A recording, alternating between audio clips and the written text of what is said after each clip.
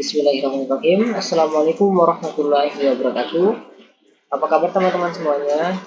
Semoga kita semua selalu dalam lindungan Allah Subhanahu wa taala. Amin ya rabbal alamin. Baiklah teman-teman, saya Ridwan Farhan. Pada kesempatan ini akan menyampaikan video tentang mata kuliah kalkulus diferensial. Baiklah, untuk pembahasan yang pertama, kita akan membahas tentang materi pengantar untuk pendahuluan mata kuliah kalkulus diferensial, yaitu sistem bilangan real. Langsung saja masuk ke materi yang pertama, yaitu bilangan bulat dan rasional. Sistem bilangan real. Bilangan-bilangan bulat dan rasional, di antara sistem bilangan yang paling sederhana adalah bilangan-bilangan asli, yaitu 1, 2, 3, 4, 5, 6, dan seterusnya.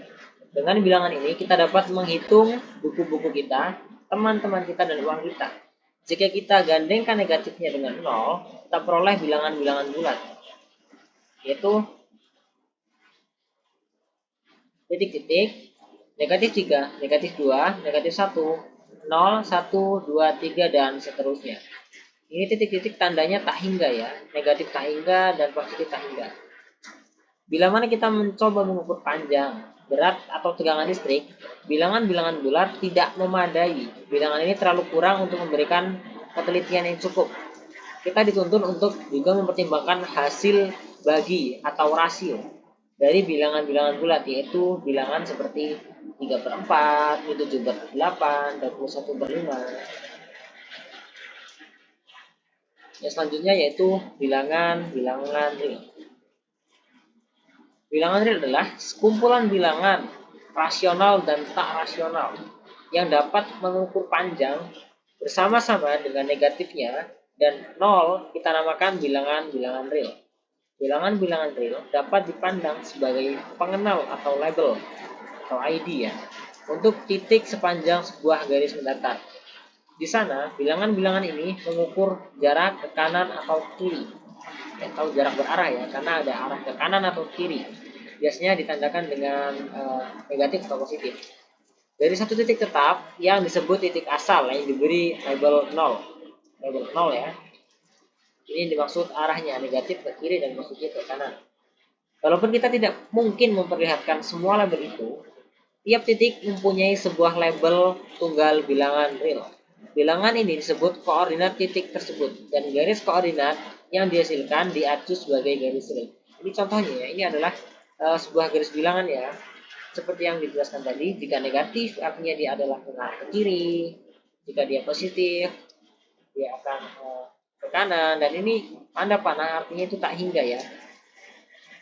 Di sini ada negatif 3/2. Kenapa negatif 3/2? Karena ini posisi di negatif 1,5. 1,5 itu 1,5 itu masuk ke dalam desimal. Jika dinotasikan dalam pecahan itu adalah min 3/2 yang hasilnya juga akan sama, negatif 1,5 atau 1,5. Baiklah, yang selanjutnya terdapat lambang-lambang baku untuk mengenali kelas-kelas bilangan yang sejauh ini telah dibahas mulai sekarang. N akan menyatakan himpunan bilangan asli, bilangan bulat positif ya. N itu kalau tidak salah itu natural. Z dari bahasa Jerman yaitu Zachteri akan menyatakan himpunan bilangan bulat. Q hasil bagi bilangan bulat, menyatakan himpunan bilangan rasional, dan R adalah himpunan bilangan real.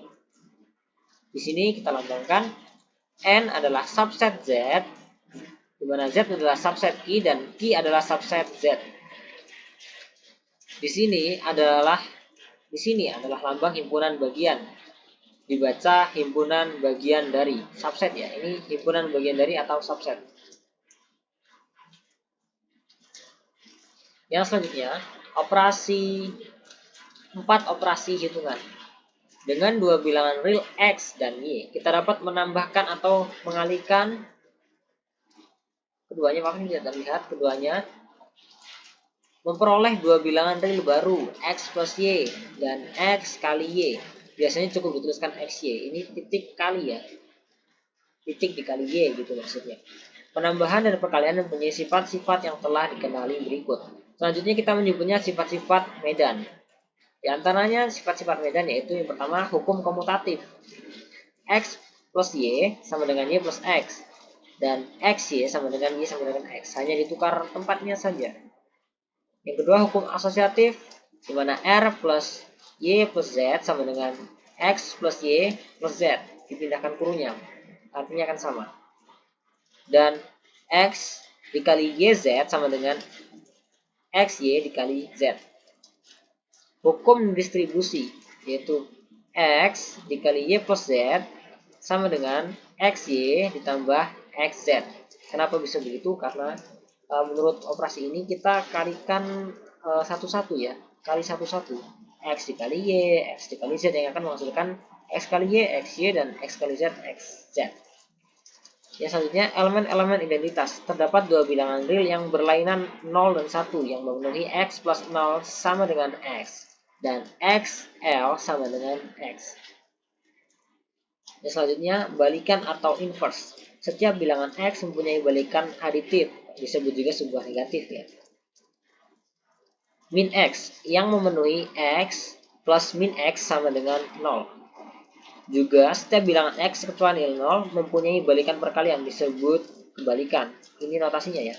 Kebalikan atau inverse itu hampir di setiap kasus itu notasinya adalah pangkat min 1 ya. Pangkat min 1 itu artinya inverse. Yang memenuhi X dikali X inverse sama dengan 1. X jika diinverskan dengan X inverse, X jika dikalikan dengan X inverse akan menghasilkan 1. Ini sama halnya dengan sifat matriks ya. Yang selanjutnya, urutan. Bilangan-bilangan real bukan 0 secara baik dipisahkan menjadi dua himpunan terpisah. Bilangan-bilangan real positif dan bilangan-bilangan real negatif, seperti yang tadi ya garis bilangan. Fakta ini memungkinkan kita memperkenalkan relasi urutan. Ya, ini kurang dari, dipajak kurang dari, yaitu X min Y jika dan hanya jika di sini jika dan hanya jika ya. Jika dan hanya jika Y min X adalah positif. Lambang dua anak panah di sini merupakan konjungsi. Ini konjungsi atau kata hubung ya. Dari sehingga dan karena. Jadi boleh dibaca setara dengan atau jika dan hanya jika, tapi umumnya ini disebut jika dan hanya jika ya. Dan ini lambang ini banyak digunakan di logika matematika. Yang sudah pasti kita sudah pernah belajar. Kita setuju bahwa X lebih kecil dari Y atau X kurang dari Y dan Y lebih dari X akan berarti sama. Karena X kurang dari Y dan Y juga lebih dari X. Artinya ini sama dengan Y. Sehingga 3 kurang dari 4, 4 lebih dari 3, negatif 3, kurang dari negatif 2, dan negatif 2 lebih dari negatif 3. Baiklah, saya kira cukup sampai sini untuk pembahasan dalam video kali ini dalam pengantar kalkulus diferensial. Terima kasih atas waktunya bagi yang sudah menonton. Saya akhiri. Assalamualaikum warahmatullahi wabarakatuh.